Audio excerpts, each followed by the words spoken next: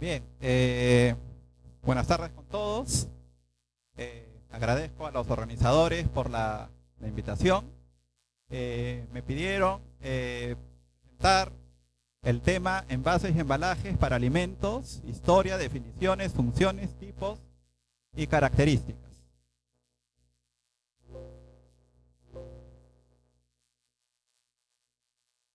Bien, cuando hablamos de un empaque de alimentos, es todo material capaz de contener un producto alimenticio, procesado o no, procurando protegerlo y representarlo durante un periodo de tiempo determinado.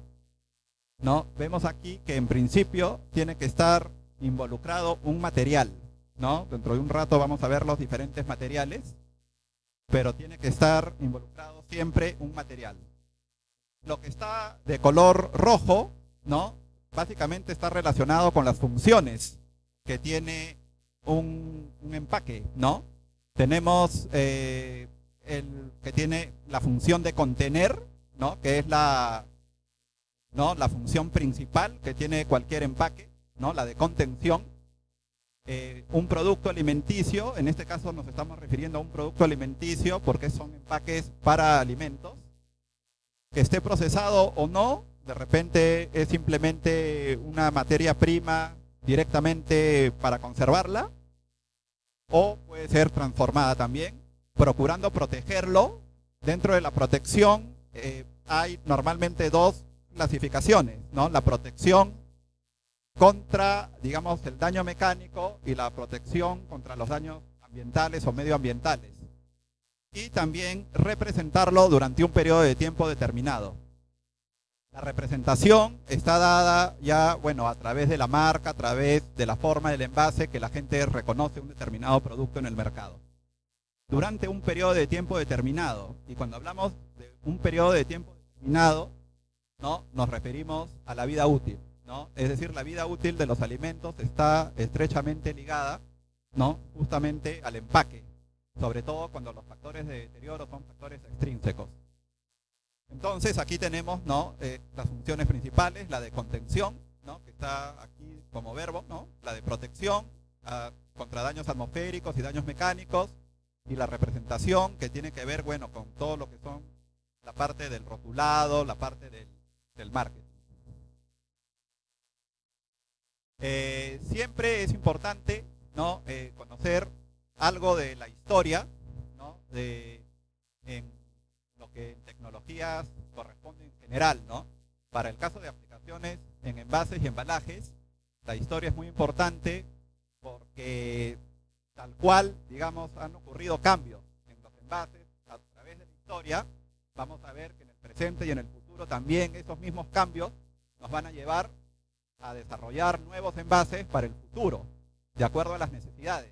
Aquí el mensaje va a ser siempre que una necesidad es lo que genera siempre un cambio, ¿no?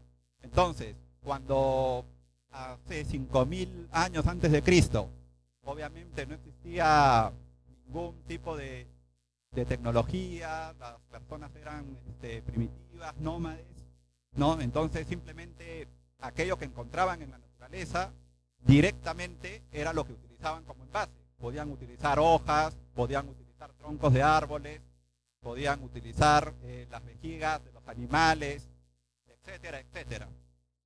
Llega un momento en el cual las civilizaciones empiezan ya a cultivar, ¿no? Siembran, ¿no? Cultivan y tienen la necesidad de cosechar. Entonces, para cosechar ya necesitan tener un material manufacturado. Hablamos de canastillas, hablamos de cerámicas, etcétera. Entonces, esa necesidad los lleva ya a manufacturar envases. Posteriormente, ¿no? Ya muchos años después, aparece, ¿no?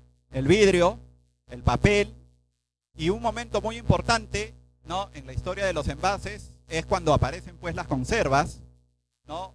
Cuando durante las guerras mundiales, ¿no? La época de las guerras, los soldados tenían que salir a combatir y había la necesidad de que puedan alimentarse y morir durante el combate y no necesariamente por falta de alimentos, ¿no? Entonces es ahí cuando a través de una promoción para desarrollar algún tipo de desarrollo que extienda la vida útil de los alimentos, es que nacen justamente las conservas,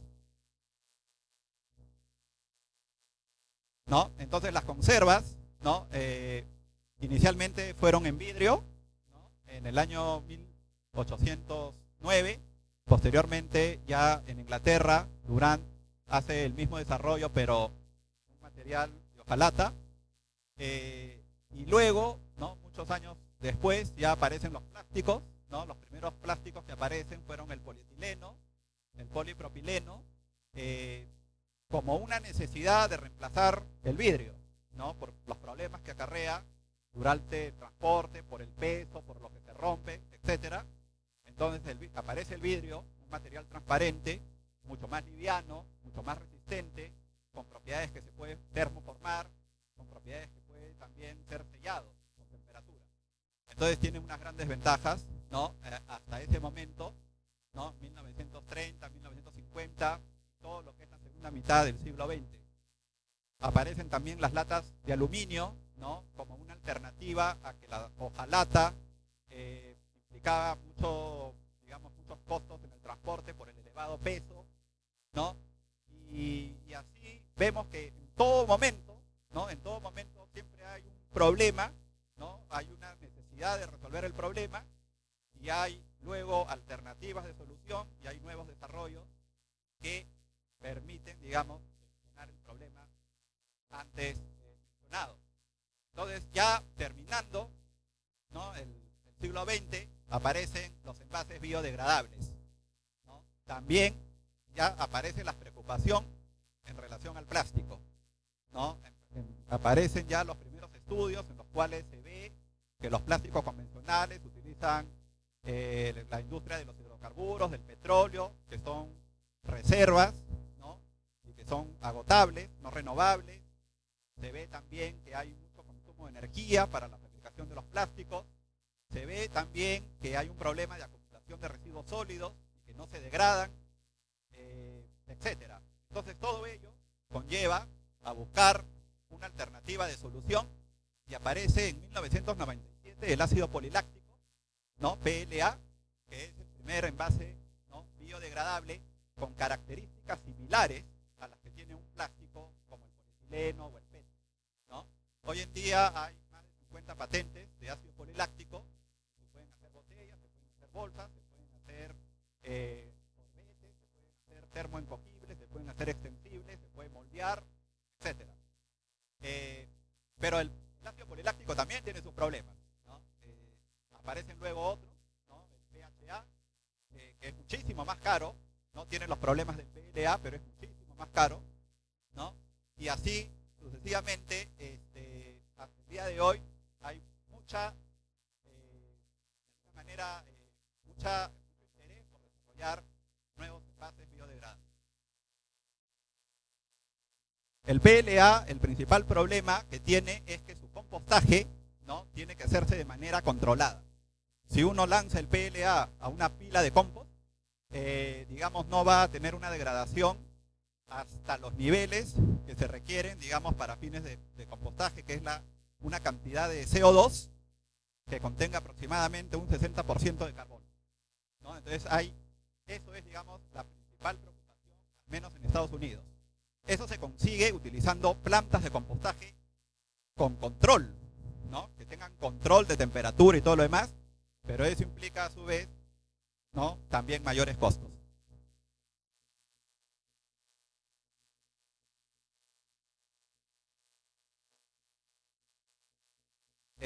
No, no hay. Bien, y bueno, y digamos, actualmente, ¿no es cierto? Creo que todos somos conscientes del problema que tiene el plástico y ya, digamos, en nuestro país, ¿no? Tenemos, digamos, esa preocupación y creo que no hay industria, no hay universidad que esté estudiando justamente algún material para reemplazar, ¿no? los plásticos convencionales provenientes de la industria del petróleo. Bueno, estas son algunas marcas antiguas, ¿no? En relación a tendencias futuras, ¿no? ¿No? Algo, bueno, no es algo futuro en este caso, es algo presente, pero que en el Perú, digamos, no está muy cuestionado, es la atmósfera modificada. Cuando alguien, por ejemplo, antiguamente envasaba un determinado producto, ¿no? Y lo colocaba en un envase, utilizaba aditivos químicos, ¿no? Entonces, un aditivo químico que lo preservaba, un aditivo químico que evitaba la oxidación, un aditivo químico que evitaba el amargor, etcétera, etcétera. Hoy en día ya los aditivos sabemos que son cuestionados, ¿no? Y hay una tendencia a dejar de usar los químicos, ¿no? Los preservantes, ¿no? Todo lo que son aditivos, ¿no? Tienen que ser naturales, ¿no? Y bueno, son más caros. Entonces, una alternativa siempre es, si por ejemplo no queremos utilizar un aditivo que tenga un efecto antioxidante, entonces podríamos utilizar nosotros una atmósfera, ¿no? Dentro del envase que tenga menos oxígeno, ¿no? Podríamos tener un cierre hermético que garantice que no haya paso de oxígeno de afuera hacia adentro. Tendríamos que utilizar un material que sea barrera al oxígeno, ¿no? Con esos tres garantizamos que haya poco oxígeno o casi nada de oxígeno, ¿no? O un nivel de oxígeno deseado, óptimo, y de esa manera se garantiza, digamos, que el producto no se oxide. Si nosotros queremos evitar que el producto se humedezca, lo mismo, ¿no? Tendríamos que tener algún tipo de material activo que pueda absorber la humedad, ¿no? Sin que forme parte, ¿no? De un ingrediente del producto. Entonces, las atmósferas modificadas básicamente contienen los mismos componentes, ¿no? Las mismas moléculas que tiene el aire, CO2, oxígeno y nitrógeno, pero obviamente tiene menos oxígeno para evitar la oxidación y el crecimiento microbiano de aerobios, tiene más CO2, que actúa como un antimicrobiano, y tiene mayor, la diferencia, ¿no? Para llegar a 100 vendría a ser nitrógeno, que es un gas neutro. Entonces simplemente, digamos, variando las proporciones de estos gases, se puede extender la vida útil de diferentes frutas y de diferentes productos, ¿no? Procesados. Se puede hacer control en línea, se puede hacer control por muestreo a algunos productos, y plantas que son industrializadas mucho más grandes pueden hacer control en línea, ¿no? Por ejemplo, si tenemos una línea con termoformados, ¿no? Acá tenemos una línea con termoformados, es una línea en la cual se fabrica, dentro de la misma línea se moldea y se fabrica el envase, luego se llena con el producto, y luego, antes de poner la tapa y sellar, se le coloca una atmósfera modificada, se le inyecta, ¿no? Una atmósfera modificada. La atmósfera modificada puede ser preparada en base a una mezcla de gases, ¿no? Que ya uno desea, o uno puede comprar previamente ya el tanque con el gas especial, y luego, bueno, en línea uno puede verificar que efectivamente esta es la concentración que se desea, ¿no? Y obviamente entonces cada uno de estos envases va a tener esa concentración. En relación a cuál debe ser la concentración óptima de oxígeno y CO2 o nitrógeno, ¿no? En cada atmósfera modificada, en realidad hay, ¿no? Mucha literatura, ¿no? Con muchas recomendaciones. Esta es una fuente de la USDA de Estados Unidos, un libro de recomendaciones de la USDA, ¿no? Donde nos dicen, por ejemplo, ¿no es cierto?, para lo que viene a ser aceituna, por ejemplo, ¿no? Necesitamos un rango por aquí, ¿no? Por debajo de 5 de oxígeno y por debajo de 1 de CO2, ¿no? Para lo que viene a ser fresas, por ejemplo, dependiendo de la variedad, está en esta zona, ¿no? Necesitamos entre 13 y 20, por ejemplo, de CO2, de porcentaje, y más o menos acá entre 4 y 10 más o menos de oxígeno. En el caso de la relación entre porcentaje y kilopascal es casi la misma, porque 101 kilopascales, ¿no es cierto?, una atmósfera, ¿no? Entonces, más o menos, lo que está en kilopascales, más o menos, el porcentaje es lo mismo. Incluso acá nos dicen, ¿no?, qué tipo de envase utilizar, ¿no? Acá en esta zona, para arriba, se pueden utilizar bolsas perforadas, ¿no? Aquí se puede utilizar atmósferas modificadas, y aquí se puede trabajar con polietileno. Se juega con los espesores de los diferentes polietilenos o materiales selectivos. También, ¿no?, tenemos ya en otros países, en el Perú todavía no es muy común, ¿no?, el uso de envases activos, en el cual básicamente un material de envase puede contener dentro de su matriz, ¿no?, un determinado componente o agente o elemento que se le conoce como agente activo, que puede migrar hacia el interior o puede actuar nada más, ¿no? Obviamente lo mejor es que actúe, que interactúe sin que se desprenda o sin que se libere. Digamos, las regulaciones han cambiado mucho en los últimos años, ¿no? Hoy en día, cuando migran, ¿no?, o cuando se desprenden y van migrando, digamos, se les llama como agentes de liberación gradual. En algunos casos se liberan más lento, en otros casos más rápido. Entonces estos materiales, al interactuar con el producto o el alimento que está adentro, entonces de alguna manera actúa, ¿no?, proporcionándole una bondad como la de ser un antioxidante o un antimicrobiano o un antiamargante o cualquier otra propiedad que se le quiera conferir, ¿no? Aquí tenemos, por ejemplo, ¿no?, algunas bolsas, ¿no?, que están en la parte de arriba, ¿no?, los cobertores, ¿no?, que tienen un agente que se le conoce como un agente antibao o antipop, ¿no?, o antiempañante, ¿no?, justamente basado en la tecnología que se utilizan para los lentes de los que practican natación, ¿no? Entonces, basado en esa tecnología, utilizando unos agentes activos, se consigue, digamos, desempañar los materiales, ¿no? O también aquí tenemos otras opciones, ¿no? Liberadores de anhídrido sulfuroso, SO2, ¿no?, que se colocan. Es muy común verlos en sistemas de embalado para fresas, para uvas, ¿no? El SO2 prácticamente actúa contra muchos hongos, ¿no?, y se utiliza específicamente para el caso de la botrytis, por ejemplo, en el caso de uva, posiblemente fresa también.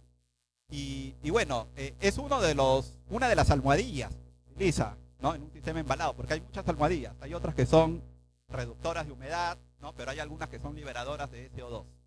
Y de esa manera actúa, bueno, con los fines que hemos explicado, de antimicrobiano. También tenemos diferentes envases inteligentes, ¿no?, en el cual se le pueden colocar, por ejemplo, estas pequeñas etiquetas o tags, ¿no?, aquí, digamos, en la tapa, ¿no?, de estos envases termoformados, o pequeñas bandejitas con tapa o clamshells, y de esta manera, ¿no?, cuando el color rojo que está en el centro del óvalo o del oval, ¿no?, va cambiando de color hasta volverse más oscuro, indica que ya llegó al fin de su vida útil, que ya no debería ser consumido.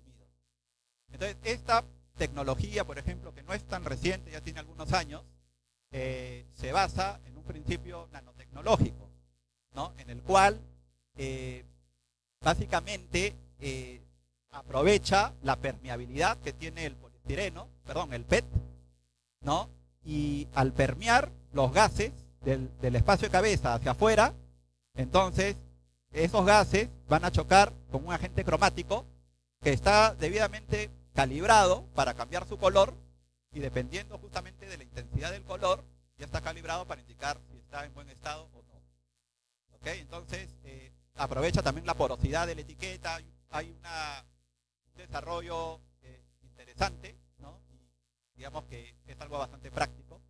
Se tienen también otros tipos de sistemas de envases inteligentes, en el cual, por ejemplo, se puede tener una copa con café, ¿no?, en el cual uno aprieta un pequeño botón o jala una pequeña tira, y automáticamente el producto se calienta, ¿no? Se calienta porque lo que se tiene acá en realidad es un envase con doble pared, ¿no?, en el cual hay un material, ¿no?, por uno de los lados de la pared, y otro material que suele ser agua en el otro lado de la pared. Al apretar el botón se rompe una compuerta que hace que los dos componentes se unan, y se forma una reacción exotérmica. La reacción exotérmica genera calor, y siendo el material de la pared interna el conductor, por transferencia de calor, logra que en un tiempo determinado el producto que esté adentro se caliente, ¿no? Entonces, es una tecnología, digamos, ingeniosa, ¿no? Muy útil, digamos, para personas que hacen camping o no están en zonas en las cuales no hay electricidad. Bueno, otras tendencias, ¿no? Ya son, digamos, combinaciones de materiales. Por ejemplo, se puede tener el poliestireno. Los que conocen el poliestireno, hay varios tipos de poliestireno. La mayoría conoce el Tecnopor, ¿no? Pero el Tecnopor es un poliestireno expandido, ¿no? También llamado espuma de poliestireno. Pero se puede tener el poliestireno en su forma cristal, ¿no? Que no está soplada. Y el poliestireno que está en su forma cristal suele ser lo que conocemos en el mercado común, la manera como se le llama en el mercado común es el acrílico. ¿No? Uno le dice un vaso de acrílico, en realidad es poliestireno. Y ese poliestireno es muy frágil, ¿no? Es muy translúcido, ¿no? Se pueden hacer copas, ¿no? De plástico, poliestireno, pero son muy quebradizos, ¿no? Entonces, ¿cómo se hace para que tenga una mayor resistencia, una mayor plasticidad? Se le puede adicionar, ¿no? Bueno, diferentes tipos de plastificantes, pero lo más utilizado, ¿no? es trabajar con elementos a base de polibutadieno o cualquier butadieno en general, y de esa manera se consigue darle flexibilidad. Hay yogures, por ejemplo, vasitos de yogur que vienen en poliestireno de alto impacto, justamente con estos aditivos. Y el poliestireno tiene una ventaja contra el polipropileno, que es un aislante. Entonces, si uno tiene una bebida fría o una bebida caliente y la quiere mantener fría o la quiere mantener caliente, el poliestireno es mejor que el polipropileno, ¿no? Entonces, digamos, es una aplicación que se tiene en el poliestireno, ¿no? Bueno, sabemos ahora, hoy en día, los problemas que puede tener el poliestireno también en relación a lo de salud, ¿no? Bien, biopolímeros o envases biodegradables, envases compostables, ¿no? También hay una gran clasificación sobre esto, hay mucha literatura que se está desarrollando sobre esto. Se pueden utilizar diferentes materiales, se pueden combinar materiales, pero muchos materiales que se quieren combinar a veces no son afines. Y bueno, la investigación justamente está ahí, ¿no? A nivel industrial todavía no hay mucha producción, ¿no? Al menos en nuestro país.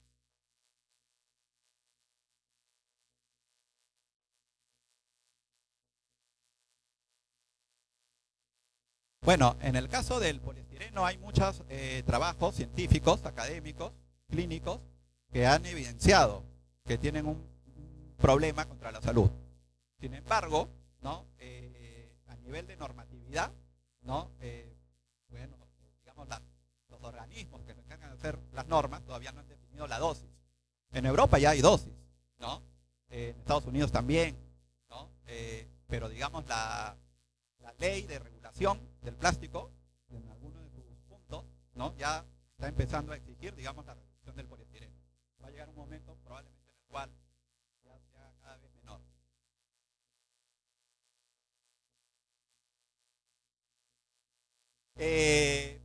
Básicamente el problema del poliestireno por sí mismo no hace daño.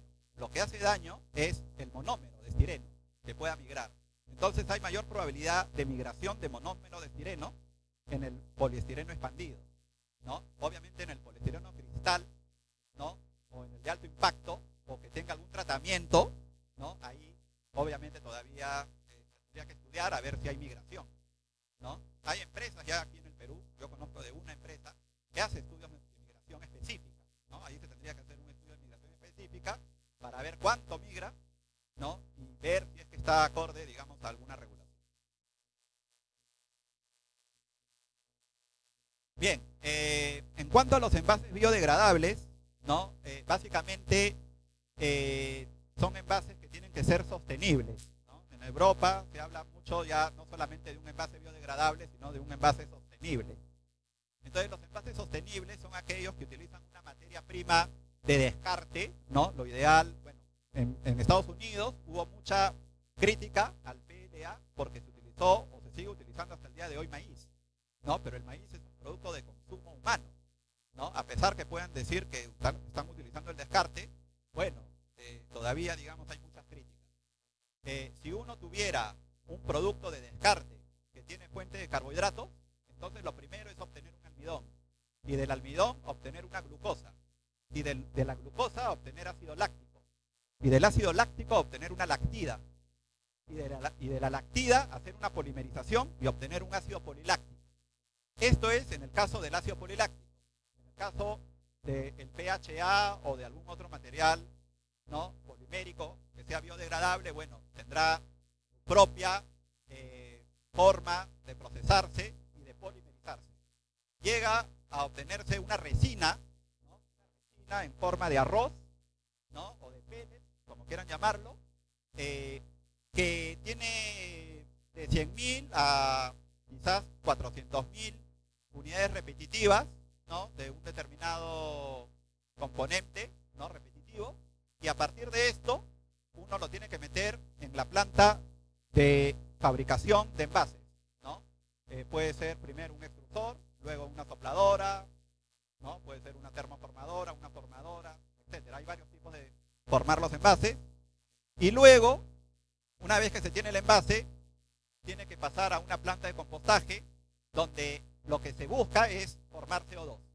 Si acá teníamos 100 carbonos en total, el compostaje, ¿no?, se consigue cuando de estos 100 carbonos, por lo menos 60 son carbonos de CO2. Entonces, obviamente el material solo no entra, entra con otras fuentes que tienen nitrógeno, con humedad, agua, etcétera, etcétera, diferentes materias primas se composta, y luego este CO2 se indica que debe retornar al ciclo, ¿no?, y reduciendo la huella de carbono para que sea absorbido, sintetizando, sintetizándolo para poder obtener nuevamente la fuente de carbono del material orgánico, ¿no? Entonces, bueno, para eso es, digamos, que se hace tantos estudios para tratar de alguna manera de ser sostenibles, ser amigables con el ambiente.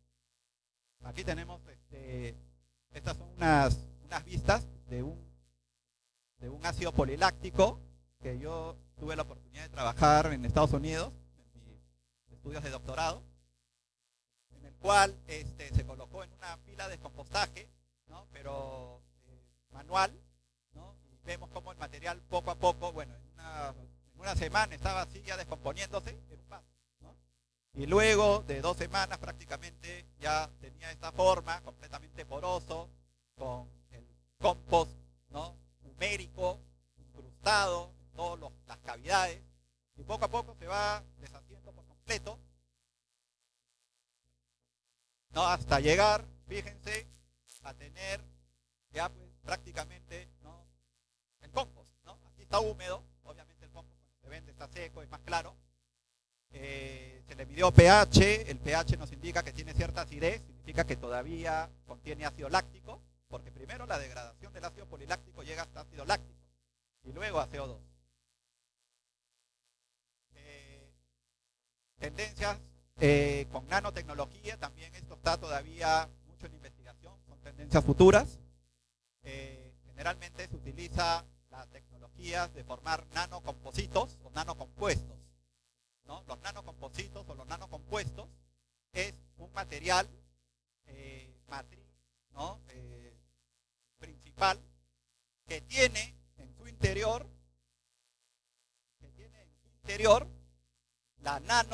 el nanomaterial, ¿okay? Tiene en su interior el nanomaterial. Entonces, cuando alguien hace, por ejemplo, un polietileno,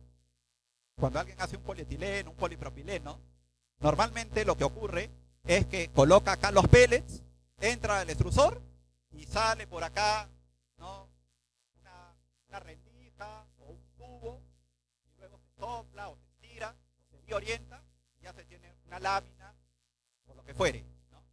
Puede pasar también a una inyectora, ¿no?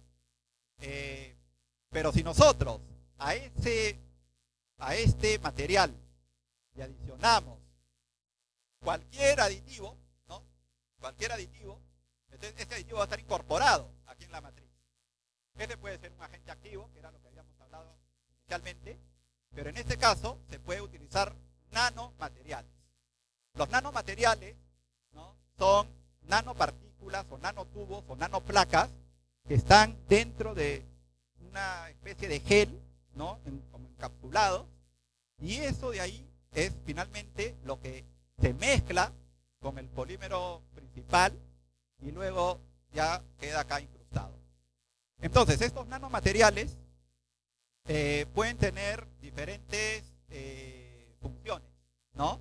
Por ejemplo, una nanopartícula de plata actúa como un antimicrobiano, ¿no? Y algunos otros nanopartículas actúan como retardor de flama. Los plásticos sabemos que son muy inflamables, ¿no? Son retardantes de la flama, ¿no? Otros pueden tener oxidantes, etcétera. Aquí vemos, por ejemplo, como una nanoarcilla. Las nanoarcillas prácticamente son formas de placas, ¿no? Que se incrustan dentro de otro material polimérico y actúa como barrera. Lo que contribuye en este caso es a contribuir como una barrera. Fíjense, ¿cuál es el problema que tienen los envases biodegradables? Los envases biodegradables, justamente porque son biodegradables, su vida útil es muy corta. Y entonces alguien que quiere envasar un producto de larga vida ya tiene un problema. Entonces, si queremos darle una ventaja a ese envase en una propiedad barrera, por ejemplo, se podrían utilizar justamente las nano, ¿no? Si es que se quisiera, por ejemplo, darle mayor propiedad mecánica, se puede utilizar nanofibras, ¿no? Aquí en la Universidad Agraria hay algunos estudios ya trabajando con nanofibras, ¿no? Bien, esta es una fotografía de un tupper que tiene nanopartículas de plata, ¿no? Como podemos ver es translúcido, ¿no?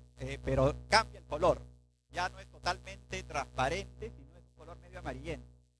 Entonces acá tiene nanopartículas de plata, en el interior hay jugo de manzana clarificado y bueno, esto fue parte de un estudio para una empresa en el cual se determinó turbidez, ¿no? La turbidez está relacionada a la carga microbiana del jugo clarificado de manzana. Y bueno, y es fácilmente en laboratorio se puede evidenciar que obviamente las nanopartículas de plata tienen, digamos, un efecto antimicrobiano. Los estudios de los nanomateriales, en realidad, hoy en día están más abocados en la parte clínica, ¿no? Porque todavía hay quienes piensan o lo ponen, digamos, como una posible efecto que pueda tener los nanomateriales en que pueden hacer daño a la salud, ¿no? Entonces, eso todavía sigue en estudios. Y es por eso que en el año 2008, que hice mi investigación doctoral en Estados Unidos, Estados Unidos no comercializaba tuppers, ¿no? Tuvimos que importarlos de Corea. Justamente por esa restricción, porque no hay estudios suficientes. No significa que haga daño, sino no hay estudios suficientes que digan que no hagan. Bueno, hay muchos estudios hoy en día también en relación a la migración, ¿no? La migración de los diferentes componentes que puedan salir, ¿no? O desprenderse de un material plástico o no plástico, celulósico o hojalata, barniz, lo que fuera, hacia el interior.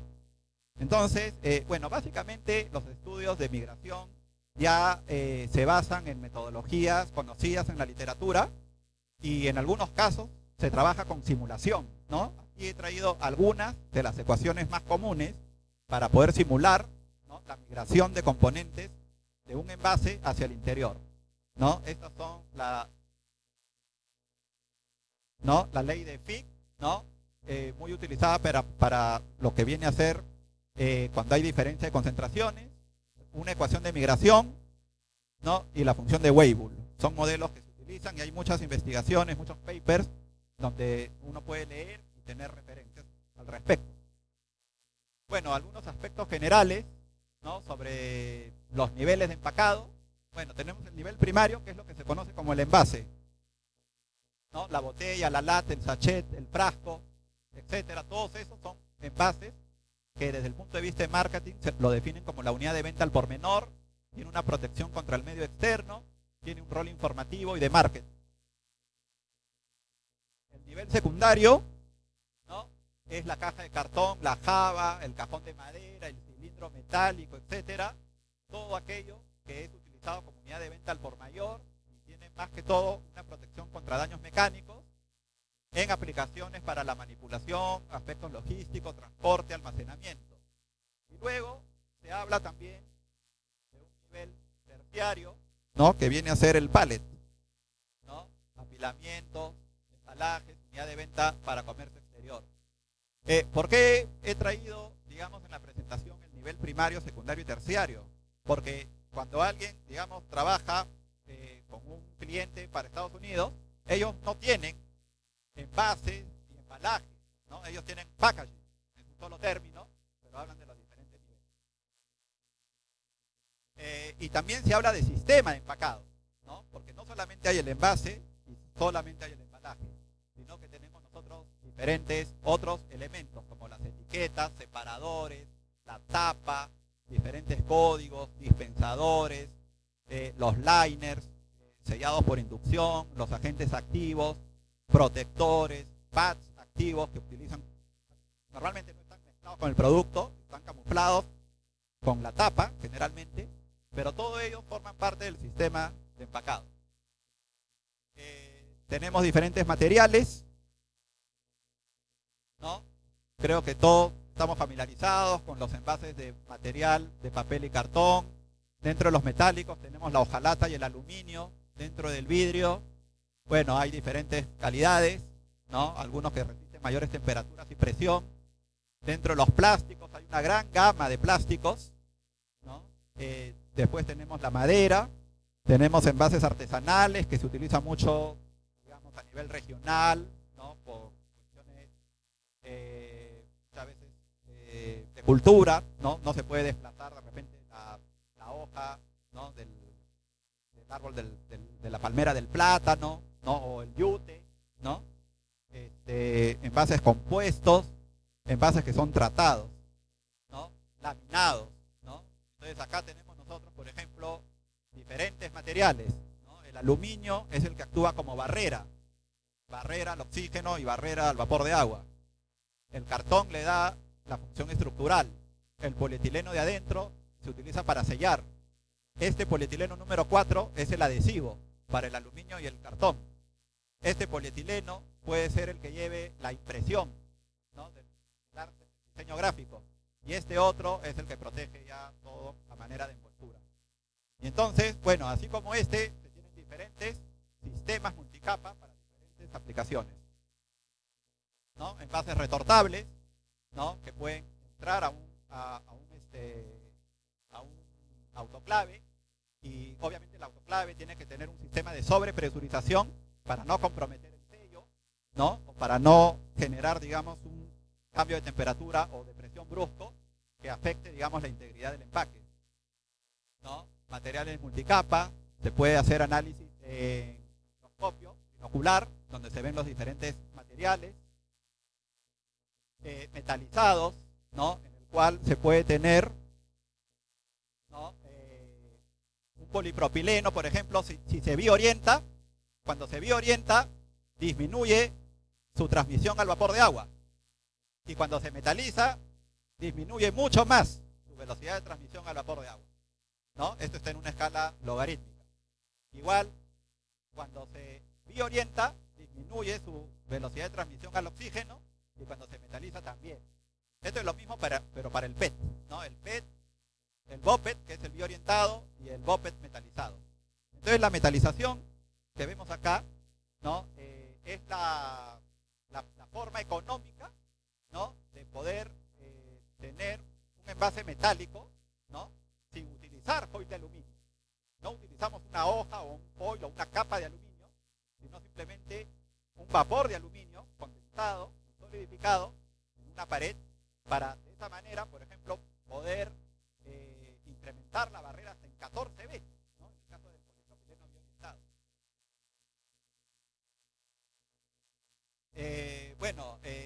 Otras tendencias, ¿no? Futuras o ensayos que se han hecho, utilizar óxido de silicio.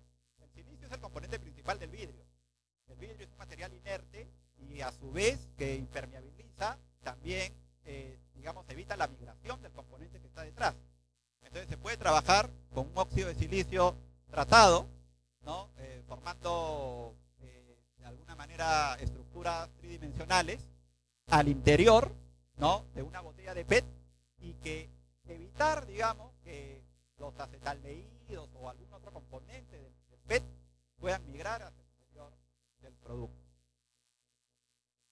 Bueno, clasificación, tenemos envases rígidos, ¿no? Que sirven mucho porque se pueden apilar, se pueden autosostener, pueden servir de columnas para poner varias cajas unas encima de otras. Se tienen envases semirrígidos, que son mucho más baratos porque utilizan menos material, y que se llaman semirrígidos siempre y cuando se deformen con la presión del dedo. La presión del dedo en promedio es de 12 psi, ¿no? Si tiene 30 psi internamente, por ejemplo, como una lata de gaseosa, ya no es semirrígido, es rígido, ¿no? Pero porque el gas de adentro le da 30 psi de presión interna, y afuera la mano solamente le puede dar 2. Bueno, envases flexibles que optimizan el espacio y también ahorran mucho material, ¿no? De acuerdo a la clasificación, de acuerdo a la propiedad barrera, algunos son muy permeables, otros son impermeables, otros son semipermeables. Dentro de los semipermeables, bueno, están toda la línea de plásticos, ¿no? Dentro, según la barrera, la luz, también hay algunos... la luz actúa como un catalizador de las reacciones oxidativas. Y hay algunos colorantes naturales que se oxidan, ¿no? Algunos componentes, ¿no? Bioactivos que se dañan, se deterioran por la oxidación, por efecto del oxígeno, y por lo tanto hay que protegerlos de la luz, ¿no? También, en el caso del vidrio, se utilizan, ¿no? Metales para poder colorear el vidrio. Bueno, de acuerdo al aislamiento térmico, pueden haber, por ejemplo, un producto en lata, cuando entra al autoclave, llega al valor F0 en menos tiempo que si fuera un vidrio, ¿no? Porque es conductor. Entonces, uno podría decir, bueno, reducimos el tiempo de proceso y por lo tanto reduzco vapor, ¿no? Entonces, hay, digamos, un tema también económico que se podría aprovechar. Según la hermeticidad, algunos son más herméticos, por ejemplo, sellado por inducción, ¿no? Es más hermético que, digamos, sellado por termosellado. Según la resistencia mecánica, ¿no? La hojalata tiene resistencia mecánica hidrostática mucho mayor. En el caso del papel no tiene resistencia mecánica cuando está monoorientado. Pero si, por ejemplo, nosotros vemos un saco de cemento, vemos que es muy resistente.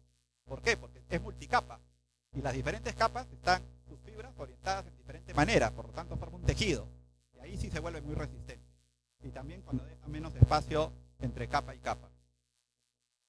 En lo que es selección y diseño de envases, ¿no? Siempre tenemos que ver, digamos, el producto, ¿no? Si un producto es sensible al oxígeno, entonces tenemos que buscar un material de envasado que sea barrera al oxígeno. Si el producto es higroscópico, tenemos que buscar un material que sea barrera al vapor de agua. Ok.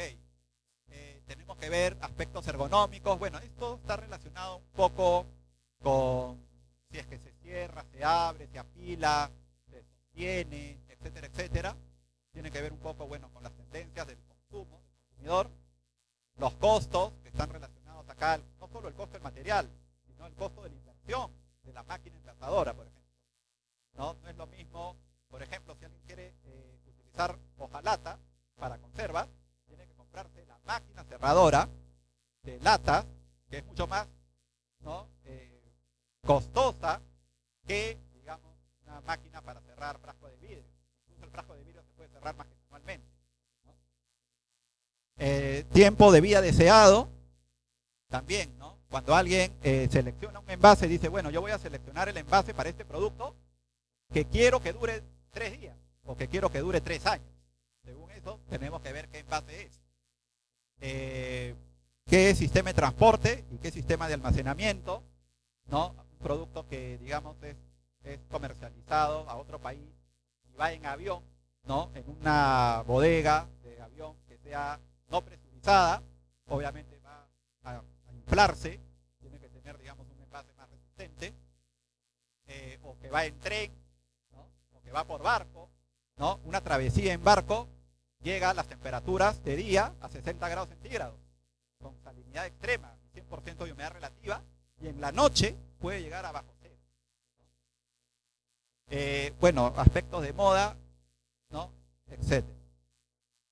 El tema del medio ambiente, también, quienes trabajan en la industria de los envases siempre tienen 2 palabras que un poco los asustan, ¿no? No incurrir en un sobreempacado, ni tampoco incurrir en un subempacado. Hay que buscar el empacado óptimo. Ahora, el sobreempacado es cuando uno utiliza pues mucho material, etcétera, etcétera, ¿no? Entonces, elevan los costos, ¿no? Claro, va a proteger más, ¿no? Pero elevan los costos cuando no es necesario que proteja tanto y obviamente también contribuye negativamente al medio ambiente por utilizar más material, ¿no? Entonces, esto es, en resumen, lo que quiere decir, digamos, este cuadrito, ¿no? Acá tenemos el overpackaging o sobreempacado, acá tenemos el subempacado, y estos son, digamos, las cuestiones que ocurren, ¿no? Este es el impacto al medio ambiente, acá tenemos mayor impacto, ¿no? Entonces, el menor impacto ocurre acá, ¿no? El menor impacto ocurre acá. Entonces hay que buscar, ¿no? Una empresa que sea sostenible tiene que buscar justamente ese punto. Aprovechamiento de material, ¿no? Vemos acá que se optimiza el material. Aquí hay muchos retazos al momento del corte.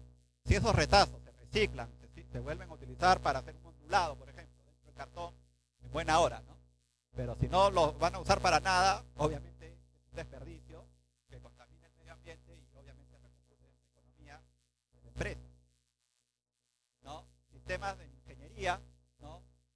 Claramente acá podemos ver, ¿no? Que acá hay un mejor flujo y aquí hay un peor flujo, sobre todo si el producto tiene, digamos, una viscosidad elevada, ¿no? También todo eso se trabaja en el diseño de envases, ¿no? Todos los envases, siempre cuando se diseñan, se habla de la función estructural en dos aspectos, el talón y el hombro, ¿no? Siempre tenemos que tener acá un envase que tenga un buen talón y que tenga un buen hombro. Si es que queremos que pueda tener soporte de carga, ¿no? Encima. Porque muchas veces esto va en una caja, pero esa caja lleva más cajas, arriba y arriba y arriba, ¿no? Y todo ese peso, al final, va a sostener está abajo, ¿no? Por eso que tiene que haber siempre un hombro y un talón. Bueno, la razón por la cual, digamos, hay mayor estructura o mejor estructura es que la fuerza total se divide entre una mayor área, un punto se hace más pequeño. Bueno, y diferentes controles que siempre se deben hacer en los empaques, ¿no? En el espacio de cabeza, por ejemplo, si es que fuera una atmósfera modificada, detección de microfugas, ¿no? La barrera del material, el movimiento en el sello, la prueba de reventamiento, estudios de vida útil, pérdidas a través de microhuecos, puerta de sello, etc.